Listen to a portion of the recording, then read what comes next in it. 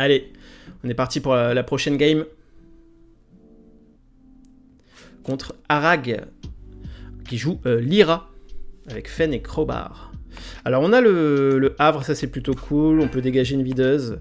On a le puissant Jean, et on a la guerrière, donc on va dégager la videuse et l'entraînement physique.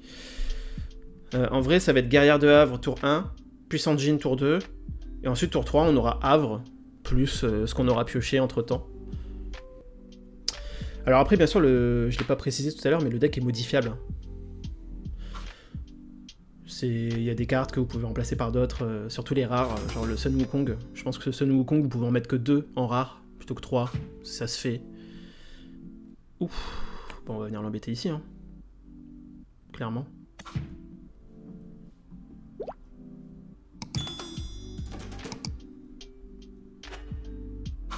Voilà. Hein. Ce puissant Jean qu'on va mettre, le récupérateur Axiom ici qui va bouger. En plus le puissant Jean qui se met très bien à droite, c'est nickel. À mon avis, quand le jeu sera sorti, il y aura d'autres cartes qui viendront optimiser le deck. On n'aura peut-être pas forcément besoin de jouer un puissant Jean, ce genre de choses. Ouf, ça c'est beau ça, le chapelier là. Il nous rend la monnaie de notre pièce, le monsieur. Expression des années 70. On va convertir en mana. Hein. Ouh, l'intimidation qui peut faire le café. C'est dommage, on a un Isunboshi. Là, ce tour-ci, ce serait Havre, Pionnière. Et intimidation. Après, ça dépend ce qu'on sort avec le Havre.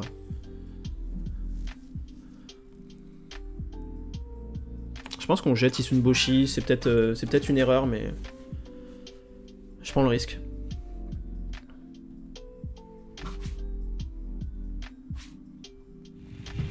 Ok. Ah, ça c'est cool. On a notre tour 2 potentiel. Qui sera boosté, qui sera une 4-4-4 en plus. C'est plutôt pas mal pour le coup. Quand ça se passe comme ça. On va voir ce qu'il va faire. Est-ce qu'il va jouer à tort à droite? Il m'étonnerait. Il va plutôt utiliser l'effet, je pense.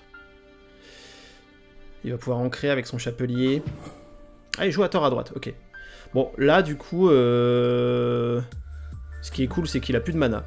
Donc là, on a juste à jouer nos cartes, tranquillement. Donc on a juste à venir mettre la traceuse à droite, qui prend un boost grâce au Havre.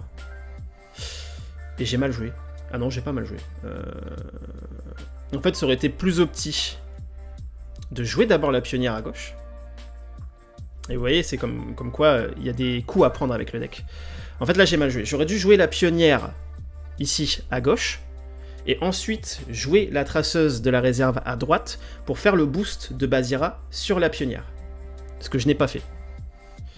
Et du coup, ce qui n'est pas opti du tout. C'est dommage. C'est dommage pour le coup parce qu'on va pas bénéficier de l'effet aguerri de la pionnière. Donc voilà. Là au moins vous voyez un peu le genre d'erreur qu'on peut faire, le genre de choses auxquelles il faut faire attention. Il y a quand même un ordre à respecter dans les cartes que vous jouez. Ok, il ancre cette carte là, pas de souci.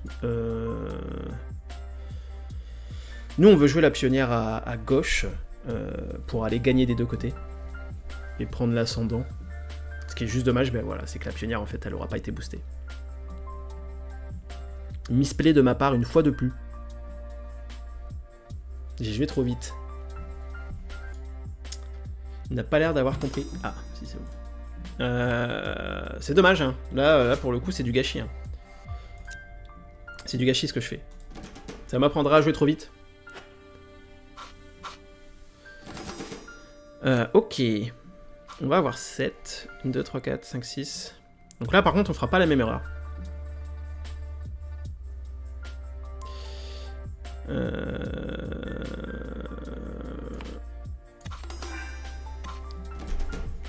Ouh, ça c'est pas bon ça. Ça on n'aime pas du tout. Donc écoutez, je pense pas qu'on va jouer la pionnière maintenant.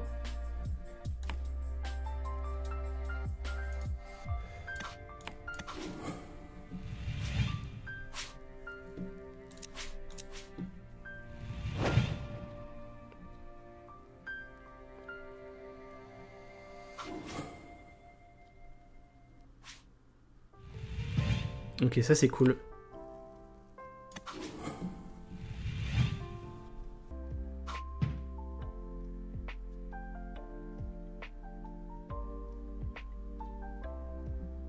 Est-ce qu'on lui renvoie son Hathor en main? Je pense, hein. Allez. Pour l'instant, on gagne des deux côtés. Le but, c'est encore une fois d'aller prendre de l'avance. Voilà. Là, il avance que d'un côté, nous, on avance de deux côtés, donc on reprend encore de l'avance. Et vous voyez ce petit 1 de mana qui reste pour cet entraînement a cappella. Bon. On n'a plus trop de ressources en main. C'est le défaut du deck. Hein. C'est vraiment le défaut. Je sais pas comment remédier à ça. Parce qu'en fait, on ravitaille beaucoup, mais...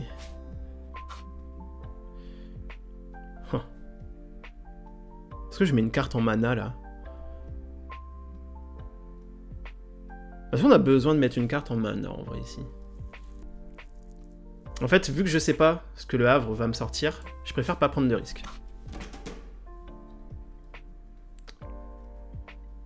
Vu qu'on a notre Djinn dans la partie qui nous a fait ramper, je pense qu'on peut se permettre du coup là de pas mettre de carte en mana. Ok, c'est cool. Oh, il a le prison de peinture, il a tout. Hein. Il a tout pour nous gérer. Hein. Du coup, contre des decks comme ça qui gèrent les créatures, pareil. Hein. On joue des créas le plus possible. Oh là là, ouais, il a la danseuse. Hein. La danseuse d'étoffe aussi qui vient rendre fugace. Donc on va jouer la pionnière ici. La guerrière, pardon, à gauche. Parce qu'elle est plus opti pour jouer à gauche. Sachant que la pionnière est mieux opti pour jouer à droite. Et là, bien sûr, ce qu'on fera, c'est qu'on défaussera le Isunboshi en le mettant à la réserve pour booster la pionnière 2 fois. Une fois avec le Isunboshi et une fois avec le Basira. Donc là, il fait ce qu'on voulait. Il entraînement a cappella la guerrière. Ah, par contre, il se l'est renvoyé en main. Donc il se permet de refaire un entraînement a cappella tout de suite, là. Écoutez, nous, on gagne déjà à gauche. Si on gagne à droite, en fait, il a beau nous faire son entraînement a cappella, je vous avoue que ça nous fait ni chaud ni froid. Donc en fait, on va juste faire ce qu'on a dit. Dans une autre situation, j'aurais juste joué Isunboshi à droite. Si on n'était pas en train de... Si on pouvait pas gagner ce tour-ci. Là, vu qu'en fait, on va tout simplement gagner. Écoutez... On fait l'effet de Basira. Voilà, c'est une 2-5-5. Et puis on gagne des deux côtés. C'est cool. Tu peux nous la rendre fugace, il n'y a pas de galère. On est nickel. Ok, on est bon. Bon, partie plutôt tranquille.